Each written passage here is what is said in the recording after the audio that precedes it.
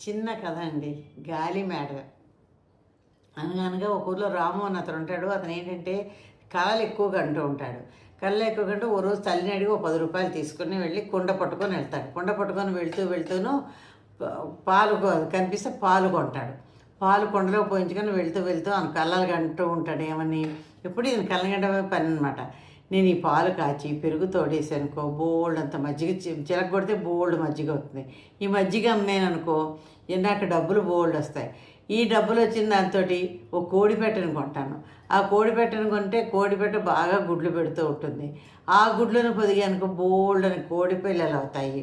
అప్పుడు నేను ఒక మంచి అందాల రాణిని పెళ్లి చేసుకుంటాను. మంచి అందమైన అమ్మాయిని పెళ్లి చేసుకుంటాను.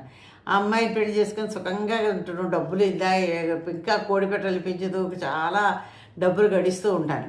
అంతటా పిల్లలు పుట్టుకొచ్చేస్తారు నాకు అని కలలు కంటుండి ఇలా అనుకుంటుండి నా పిల్లలు ఎవరిని ఏమనంటే వాళ్ళు కాలెత్తి మనకు అంతాను అంటాడు.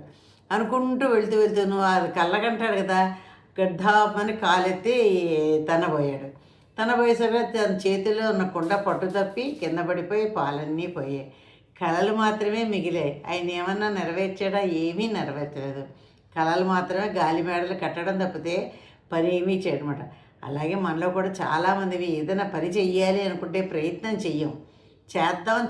చేద్దాం మన వల్ల అవుతుందో అవ్వదో అనో లేదా కలలు కంటాం. కానీ ఆ పని మొదలుపెట్టి ప్రయత్నం చేస్తే తప్పకుండా మనం కూడా వృద్ధిలోకి వస్తాం.